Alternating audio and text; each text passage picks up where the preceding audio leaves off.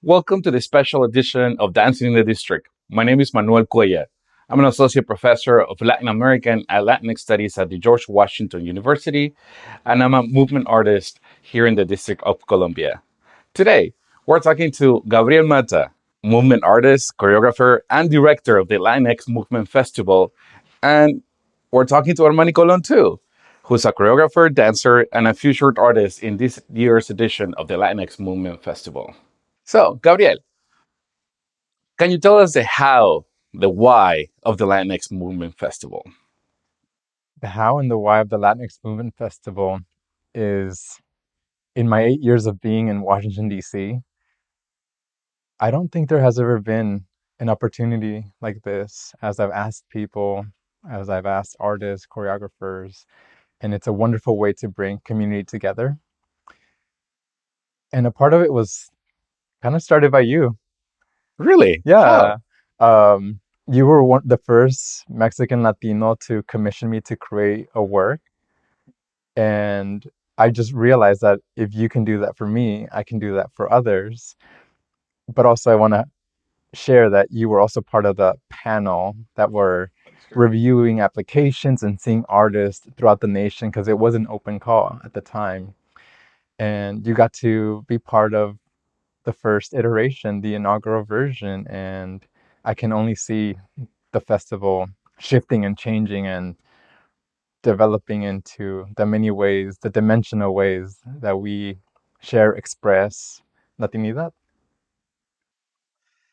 And I really appreciated the fact that we were thinking a lot about different ways of reaching out to the community in that first iteration of the festival. For you, it was really important to offer classes to members of the community, right?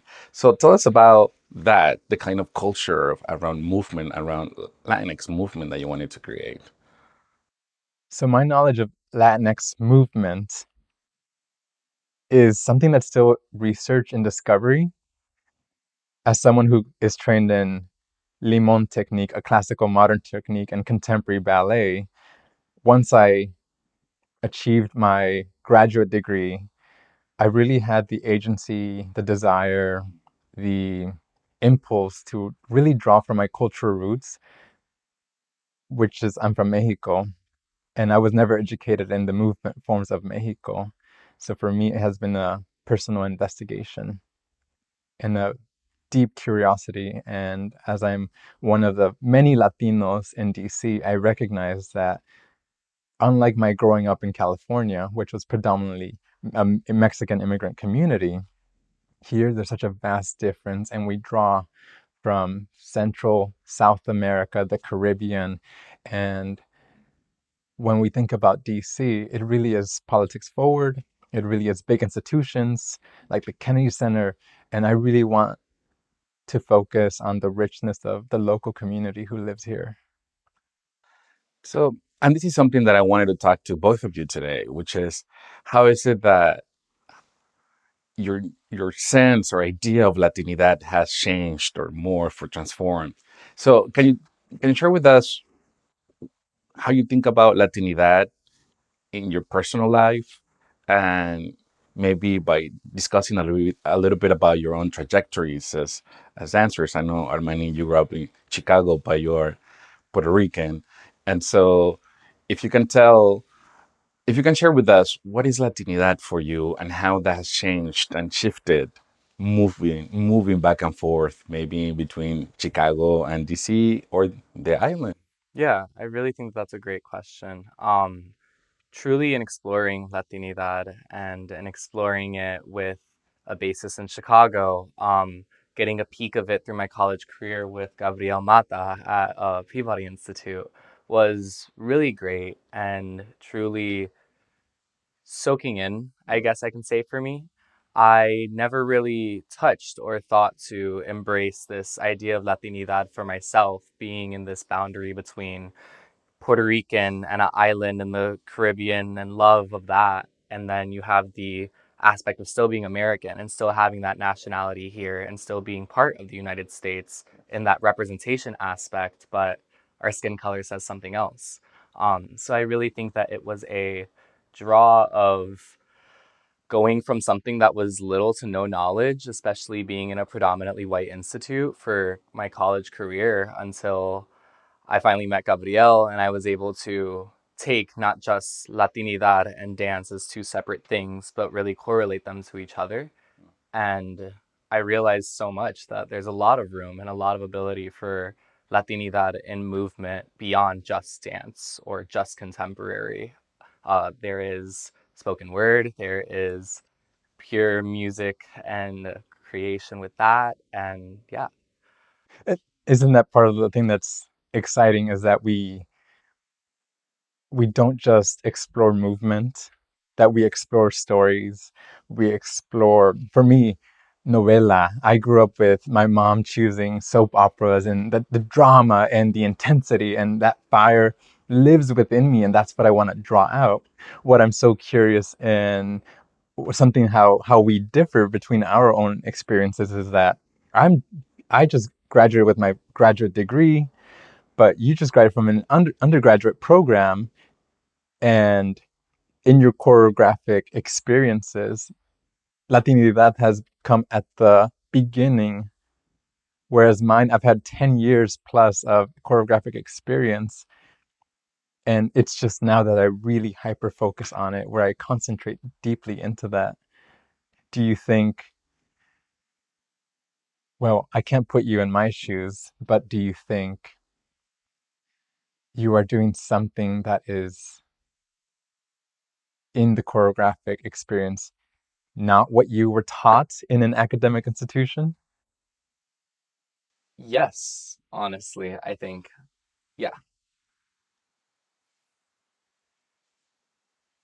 What I was taught in an institution for sure was these choreographic approaches technically and to an extent artistically.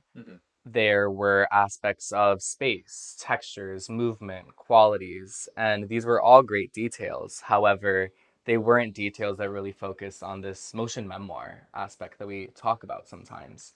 And I think it's one thing to have that pedagogical teaching and that very, clear cut, cookie cutter kind of choreographic teaching and artistic exploration, but to have that input of culture and Latinidad and history really implement itself in that just adds an entire other layer, I think, to that choreographic experience.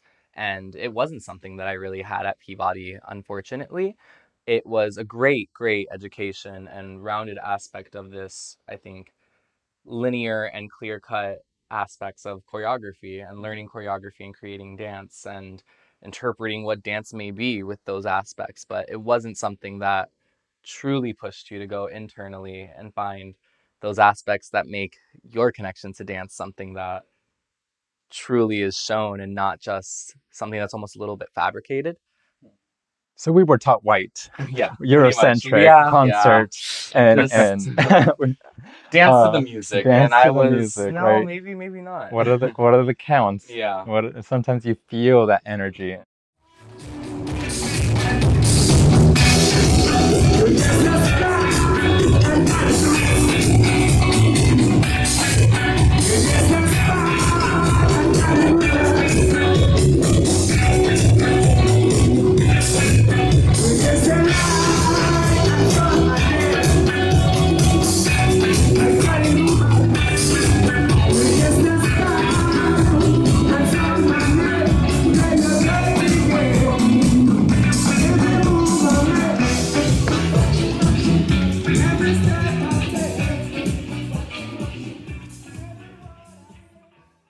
The Latinx Movement Festival inaugural time was in August of 2024.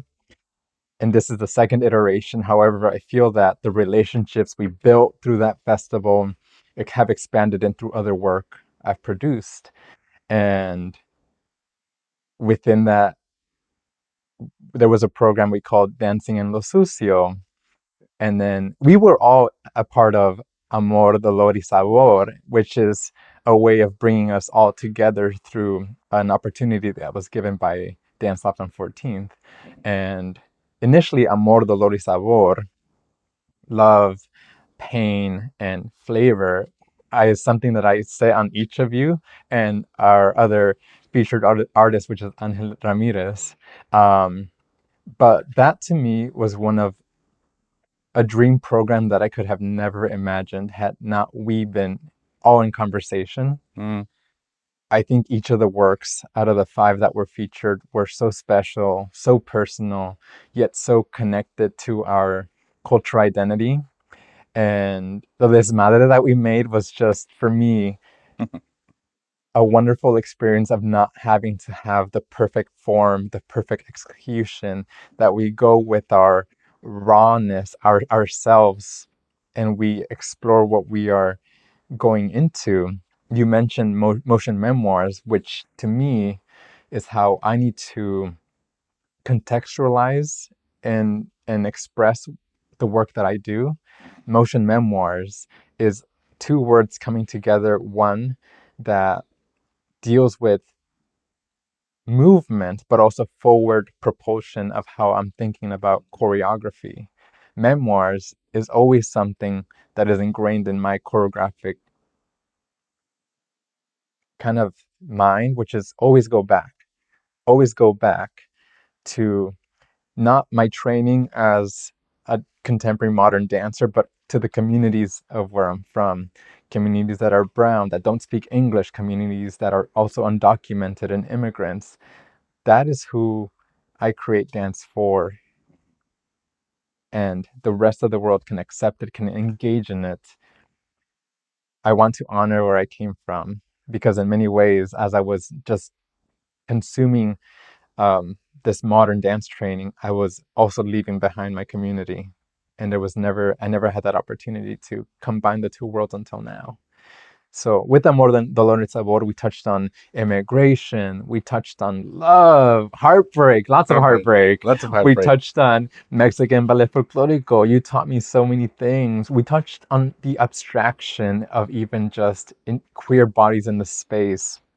And it was all the works had music by Latin, Spanish, English as well, artists. And to me, I had never imagined that I could do such a thing.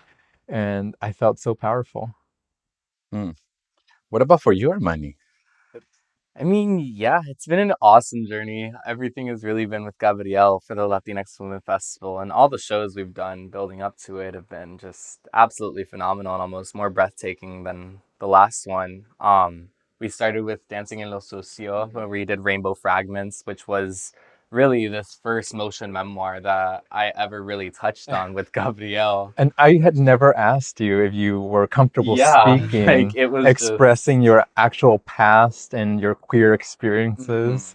it truly was a learned behavior and a learned action from that first case with Gabriel. Dancing in Lo Sucio and Rainbow Fragments, that was yes. just a whirlwind of emotions, because I was just, what do you mean I'm not going to be dancing and just dancing and that's it, just dance. And then he was really suggesting that just, and on top of it, we had a script, we had an outline, of course, but not everything that was said in that was forward verbatim.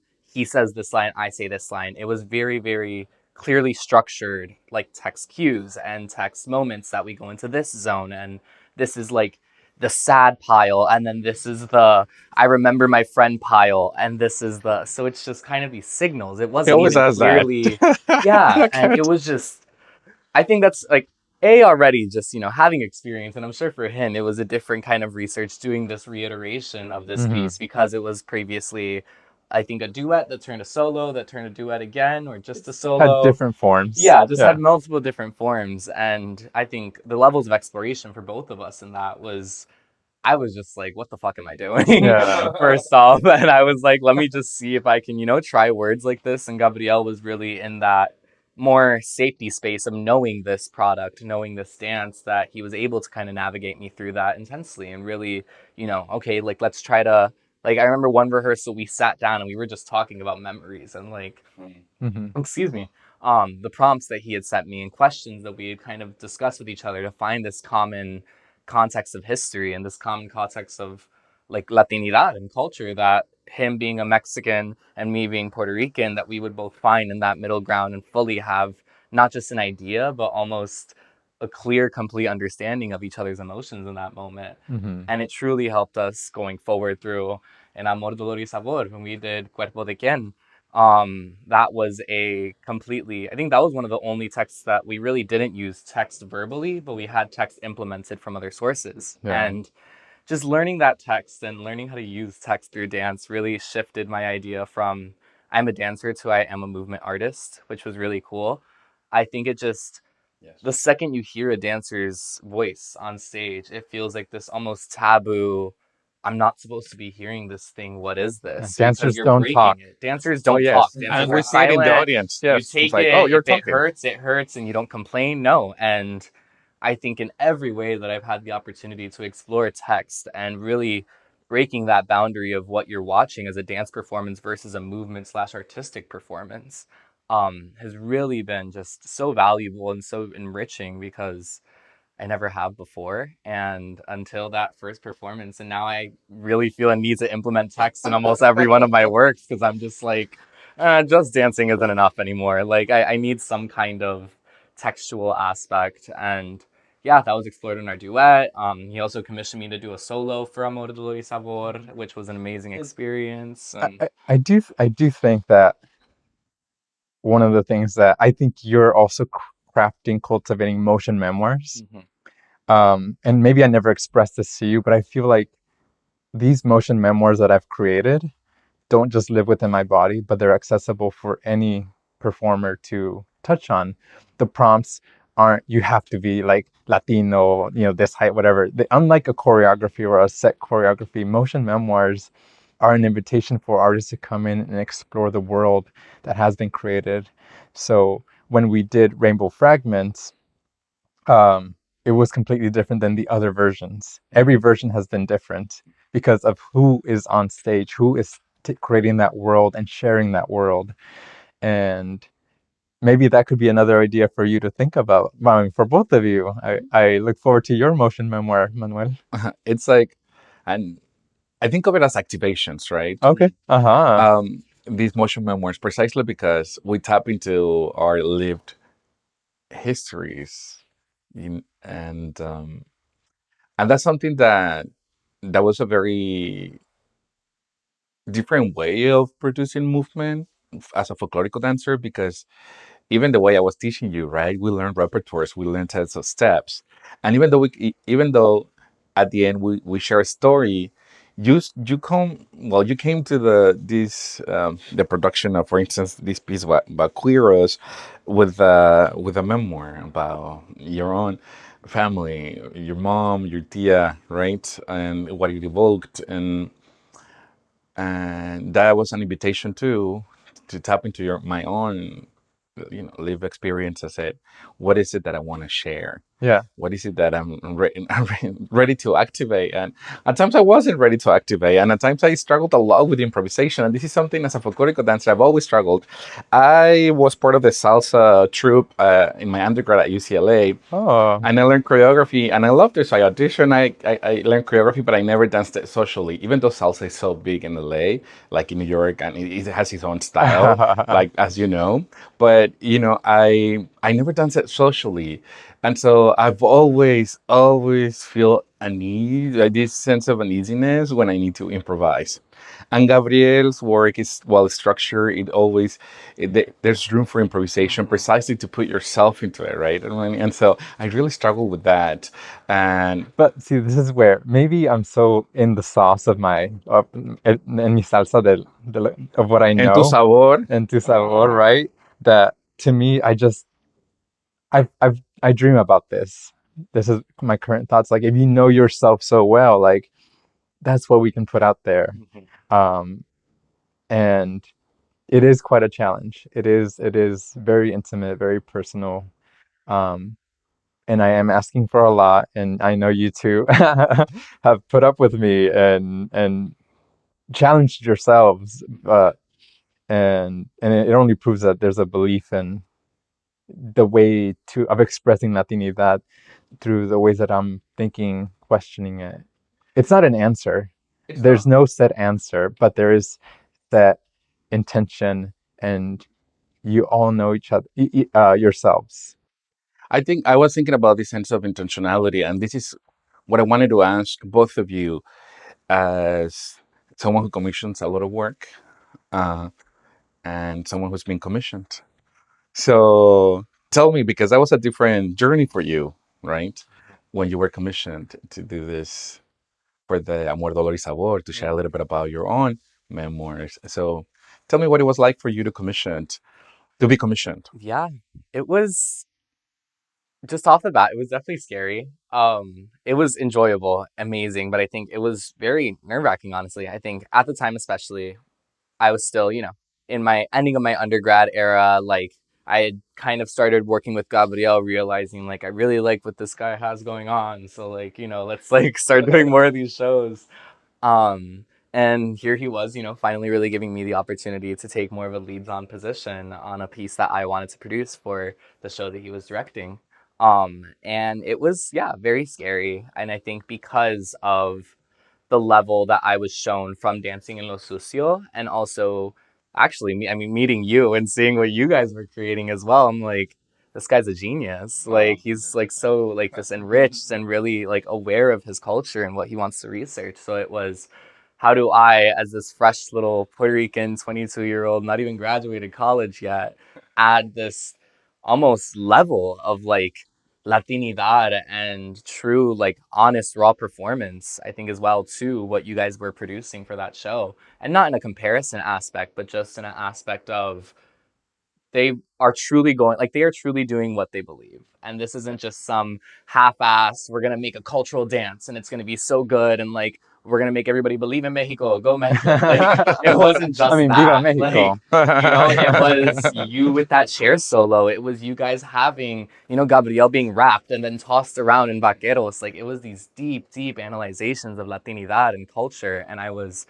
I'm in a way, I was terrified of it, but I was so grateful to be enriched in all of that, because it's really what pushed my envelope for Soy Más que Un when I commissioned that work. And I was, I didn't feel like I had much at my hands, because I was like, yeah, ballet folklórico, like that stuff is just so beautiful and rich and there's so much in it. And I was just, like Gabriel and I kind of touched as well, our upbringing of white modern dance really, pushes you away from your directive. And I was just so lost in where to start with the culture and the Latinidad until I like sat down with myself. I was really watching what you guys were reproducing, what Angel was producing, and what everybody was really just adding from their true memoirs. And I was, all right, I have Puerto Rican, I have Chicago, I have pretty gay. And you brought all of that out. I brought you brought all of that out. because it was the, learned history that I learned to really token in. And I think that ever since then, it's really been a building factor for making I those get the pieces. sense then that you're like, how do I put these two together? The Latinidad, the Chicago Rican, the Puerto Rican, and also contemporary movement language that I am trained in. Like, you're at the moment where you're like, how do we do that? And then that. 100%.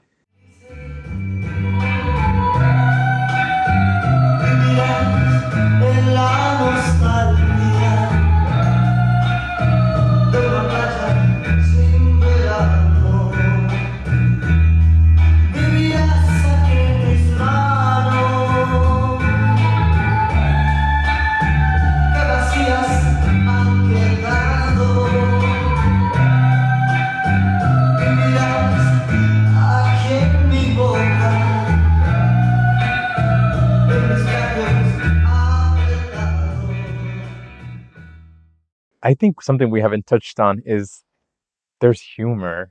Mm-hmm. There's levity. There's always humor. There's moments to breathe. I don't walk around like being very like serious and very intentional about everything. There's always what is double entendre?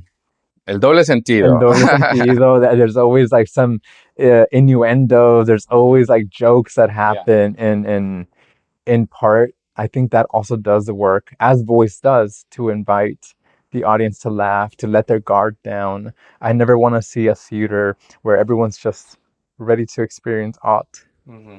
and have that. I want them to come in very chill, very relaxed, con unas chelas, and having the ability, the capacity, or the opportunity to like laugh out loud, to clap, to un grito, like be able to engage and activate that space. They're not here for us. We're all here for each other.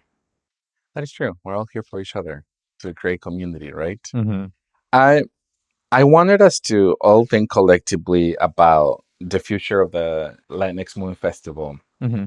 and how is it that we envision what this art form can do for our communities and the kind of artists that we would love to see on stage here at the nation's capital. So who's your dream artist to come in? Ooh, that's a good question. Honestly, it's from that show that we recently saw in Philadelphia, I believe. Carne Viva, who was also part of the inaugural festival. They were just, wow, I think their storytelling abilities, and especially just like the relation with so much, like being served like Cuban coffee during a show was cafecito was great. Oh my so God, good. amazing. And it was just such an enriched experience that I have never seen a show like that. And they have like I want to be in one of the powerful women next year. Like and it was so cool. Yeah. Live music, powerful women taking up space. And just so much actual like context with their stories. Like there was so much said without so much said. Yeah, I'm so glad. That's the coolest part. Yeah, so. They showed that excerpt at the festival last year, and this year we got to see the whole work. They need to come back next year and work with all of us. There's so many Latinos though. There's so many Latinos. I know, but you know more. We can't gatekeep. We can't gatekeep. That's why. We can't gatekeep, but but my Latinx Movement Festival dream collaboration would be Juan Gabriel and Bad Bunny. Like, in my dream where we can bring these two worlds together. That'd be, and I don't know how they would dance, but they would just eat up the storm. And Mark Anthony plays live. Oh yeah. Mark Anthony, yeah. Like it would be nice to have a Latinx Movement Festival. We have this contemporary dance, but we also have like folk dancers, but we also have like social dancers. So we see like what it's like to just have folks who just do salsa, merengue, bachata, cumbia, etc., right? And folk dancers like la marinera peruana, you know what I mean? But see, to the identity, Latinx Movement Festival recognizes one thing, is that we don't have hundreds of Latino dancers in contemporary and ballet, specifically in the DMV. And so what this... Or nationwide. También, ¿verdad? But what the festival offers the DMV is that we think of movement beyond the physical. Mm-hmm.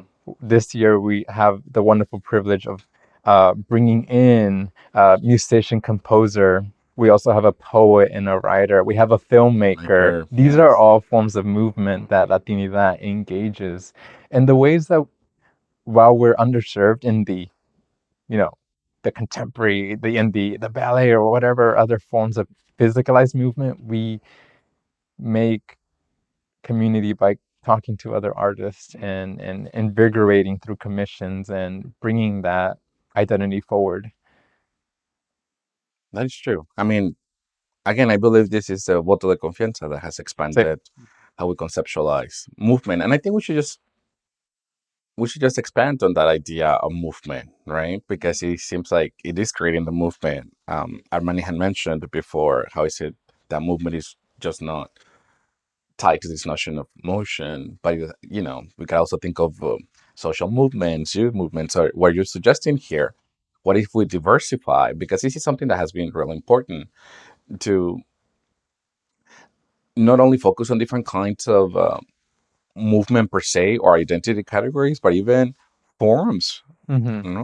So beyond genres of dance, to think about, like you mentioned, poetry, song, music, and film as part of this movement of what Latinx movement is. So, tell me about what is, if we think about it this expanded way about Latinx movement, what is it for you? I think, I'm already answering the question, maybe, ¿verdad? but you know, ¿Verdad? ¿Verdad? I'm going to tag onto the term Latinx specifically, okay. is that it's a vehicle to have a conversation, to come together, to bring whatever the term itself encompasses, but it's not the defining factor. It does not mean any one thing, but it means one of many, many things. And while there may be some just opposition to not using that term, but there's also opposition to not using Hispanic because that means something different, or Chicano means something very specific and different. Um, the intention when this word was created is something to recognize. And I use it for marketing purpose. Like, what do you name the baby? You have to give it something for now. The name may change. It might shift into something else. I think you provoked me a few months ago, or as we have continued to think about what brownness means. And now it just runs in my head, what is brownness? And it keeps developing for me. Maybe we might have a new term come up, invigorated, engaged by a community. But I think we get to use these tools, these words, and redesign them to how we want to imagine them, how we want to experience them. So we always put the intention from our own intention, not from what everyone else or what others are projecting. It's how do we get to do that? That way we have the self-affirming agency. What about you, Armani? Yeah, I mean, just to add on to 100% to everything Gabriel You don't have to says, agree yeah. with me. No, no, yeah, I mean, I'm just seeing We if I certainly could don't find a always spot. agree. We don't always agree. No, I mean, yes, 100% to what he says. Yes, anding what he said. I also think that there is the statement of, well, there is also more inclusive, like Latine, Latino, like whatever ending you want to end instead of this quote unquote Americanized concept of Latinidad. And I think it's very important to add as well that implementing this vehicle of conversation opposed to an assumed position of correction is a really important state. We could have easily called it, or Gabriel could have easily called it the Latine Movement Festival, but then that's assuming that the position we take is the correct position that is politically correct for all Latinos to appreciate, because it's not Latinx. So I think really inviting it to be Latinx has that conversation to where do you see this interjecting, intertying, crossing, maybe not crossing, whatever that is. And I also think that with movement itself, it really has this definition of just not defining itself, for the lack of better words. I think movement can be as easy as what was shown for me is like there's this one style called Buto movement where a step is just moving like just like that slowly, and it's just that's a context of how much movement can kind of be diverse and just something so simple or something so complex as a dance work that's nonstop moving like brownness number 3 or something. Yeah. And I kind of feel the same way about festival. Like, I don't want to use it, but I use it for now. It's a placeholder until I guess we're able to find the way that these words become tools to support the next vision or the next intention. I don't feel like it's a festival, but I do want to celebrate Latinidad. But I also want to highlight. I want to voice protest. I don't think festival does it. So if any, maybe we'll have a discussion on how we change the name, because we are that much. We can't just be under Latinx Movement Festival for however long this goes, right? Well, it speaks of the plasticity of language and how language needs to adapt itself to reflect our reality, right? And our reality changes, and just as our movement changes because our bodies age, we see different generations here. I think that it is very important to think about. I mean, we need to ask of language that changes with us to reflect our own reality. I want us to touch on one last thing, and then close this interview unless you'll have more things to share. But I wanted us to center our joteria, our queerness, that has been vital. It's here everywhere, literally on the walls, but also on the way that we occupy this space, right? And so, what is queerness, joteria, gayness for you, and why? How does it inform your work? Yeah, I mean, joteria, I just think, for lack of better words, it's Latino cut. Like it is, it is your energy. Yeah. And that's just a way for me to say it simply for me. But I Yes. think, especially when I was for the show that we did with Joteria and embracing that entire energy of it, I was able to do La Isla, which was very much a tribute and a letter to Puerto Rico and this kind of feeling of belonging in the culture, but not on the island. And I think there was this aspect of really, I'm gonna listen to Bad Bunny and drink everything that I can drink on the beach and just lay my body out. And it's gonna be the men, the beaches, the pools, La Factoria, everything. And then you get there and it's the people at the Piragua cart won't even speak to me in Spanish because they think that I'm just a tourist, like that kind of thing. And I think that, yeah, my joteria was really finding how that pain turns into appreciation and love and understanding for a topic and a home that maybe might not understand me now, but will appreciate me eventually. And yeah, I think it's just simply finding that true sabor that we talk about, those motion memoirs internally, not even physically in the physical realm, but inside yourself and having that energy. Profe, can you define joteria? Oh my God, that's. Or can you make an intent of defining joteria? I can make an attempt to. Um, I think joteria speaks to the unique ways in which the colonial legacy, the cultural heritage, and the sense of our sense of being displaced, living in diaspora, informs the ways in which we think about gender and sexuality and the perceived ways in which our communities think about gender and sexuality, right? I mean, we can think of joteria as being the equivalent of queerness in Latinidad, but queerness was never thought of for a people that had been colonized when it was first theorized. And I think that if you ask me to define what is it that makes Latinidad different, is that not only this shared sense of like being part of or sharing the heritage and ancestry of a region, of a geographical location in the world, right, of Latin America. But for me, will be the experience of colonization that was foundational and transformational, and that has enriched in very contradictory and complex ways our ways of living, our ways of producing knowledge, our ways of relating to each other and inhabiting this world.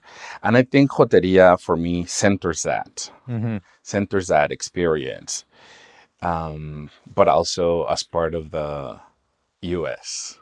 So we got the experience of colonization that we usually associate with Spain and Portugal and Europe.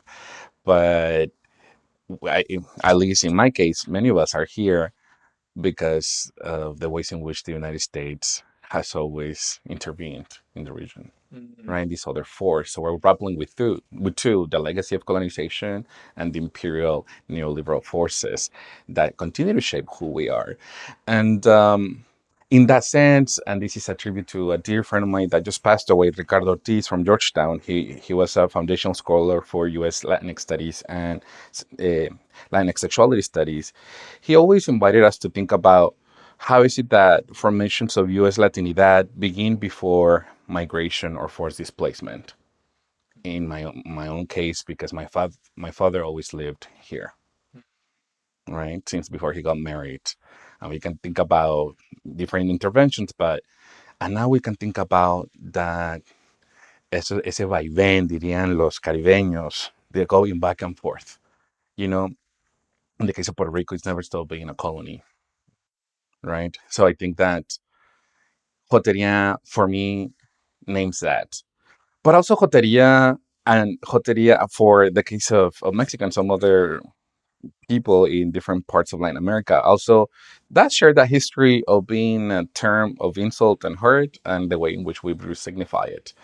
And in terms of how we think about brownness and Latinidad and Chicanidad, it's also, it's part of like La Frontera, Borderlands by Gloria Saldúa. And she said, like, people listen to your joteria. So, because we've always been queer, we've It always been here. it is just so intense and loaded. It It's is so loaded. and that's kind of goes into I have a not so formal definition of joteria, and for me it is the princesa, the that I've always wanted to be. It is me being ethereal, but it's also me being so grounded, so past the fucking floor of the dance club. It is me in the many ways of excess, but also the many ways of being grounded. And joteria to me can be protest. Un pinche desmadre también. It doesn't ask me to look a certain way. It allows me to shift from daytime to nighttime in whatever makes my body feel bien chingon or chingona, depending on how the Chingona. night's going. And it is a sensation.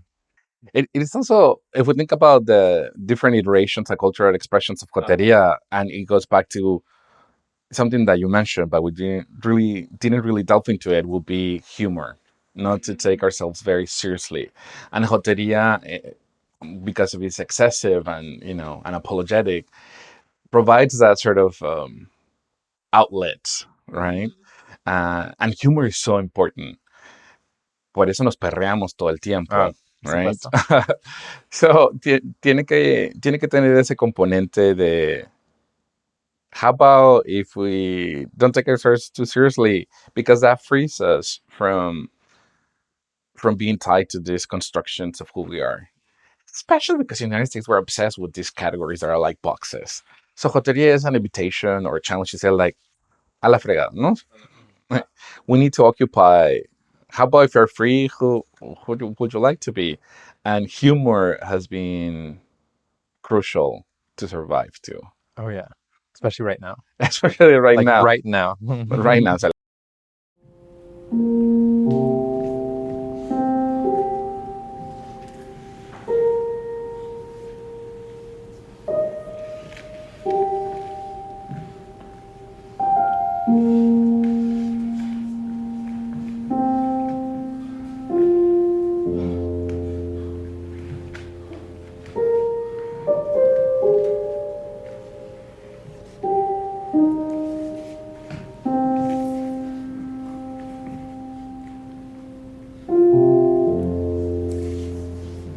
This, I remember this.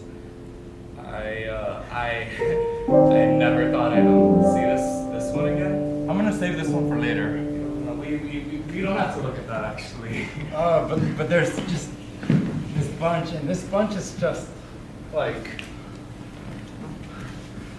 So let's how about we focus on this pile right here, huh? It's a cute pile.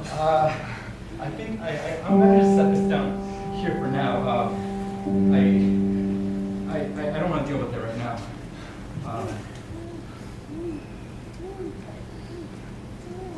Just clean these over here. para las personas que vivimos en DC, en el Distrito de Colombia, que estamos aquí en la capital, y esto lo estoy diciendo en español porque es importante, porque nuestros cuerpos y voces importan.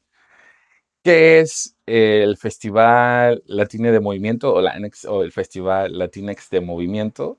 ¿Y por qué deberían de acompañarnos en esta segunda versión el 10 y el 11 de octubre de este año?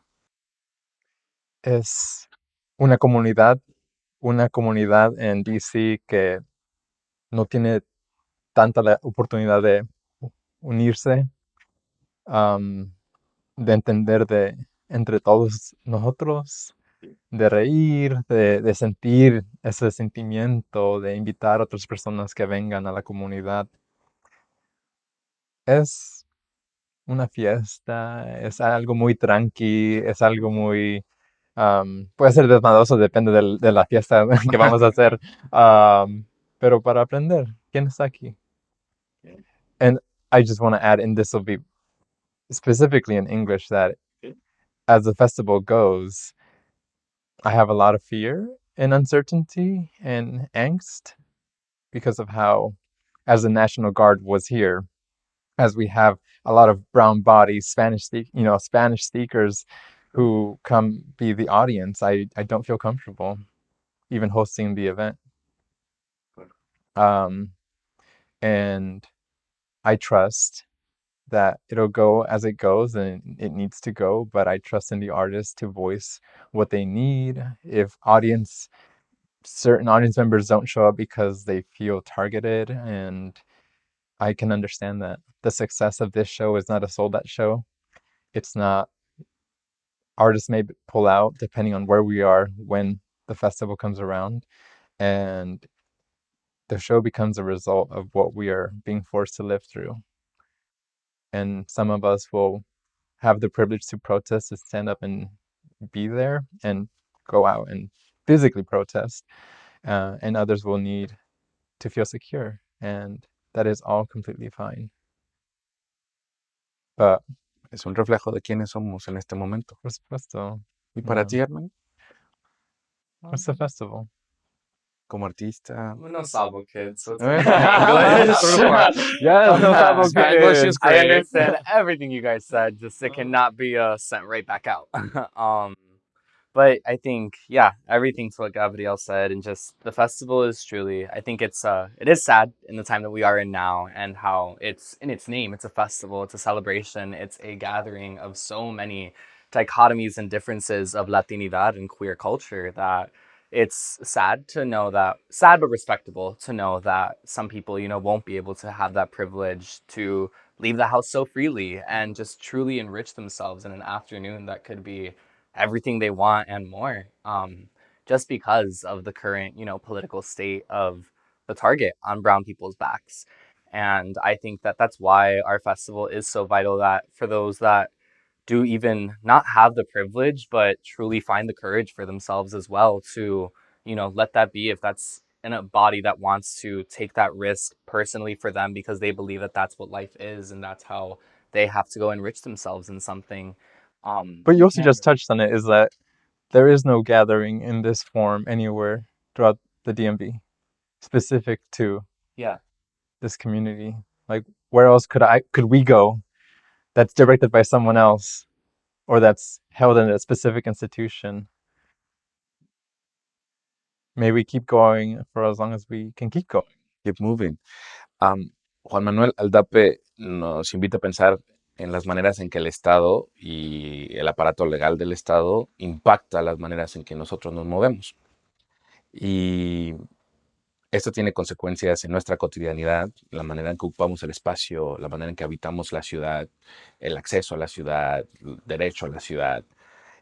Para una comunidad que se desplaza todos los días, una comunidad que va y viene por cuestiones de trabajo, generalmente las personas migrantes son las que ocupan los trabajos y que recorren la ciudad entregando comida, limpiando casas.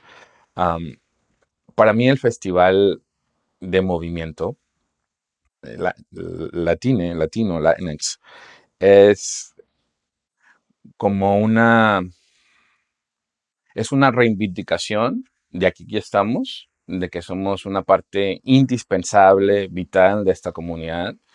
Es una invitación y un reto a movernos de otras formas que son legibles para nuestra comunidad, otras formas que nos invitan a crear comunidad, porque también queremos que las otras personas que no comparten pues nuestra cultura también se unan a nuestro movimiento, que formen parte de quienes somos, que se sientan conmovidas, que se sientan interpeladas, llamadas a formar parte de esta comunidad que también es parte de la comunidad de DC. Entonces, te agradezco, Gabriel, por crear este espacio, por haber puesto tus energías, recursos, visión en crear este festival de movimiento para y por nosotros, y a ti, Armani, por seguir creando tu arte, por permitirte experimentar y por ofrecernos e invitarnos y desafiarnos también, como a pensar cómo podemos ver desde esta otra perspectiva, que no es ni la de Gabriel, ni de la mía, ni de la de los otros que van a participar, cómo es ser un miembro activo, ¿no? De este espacio y alguien que ha ayudado con su pura presencia a ir cambiando o a ir redireccionando hacia dónde vamos. Well, thank you so much, Gabriel Mata and Armani Colón, for sharing your thoughts and your creative work with us and this community. And this is Dancing in the District.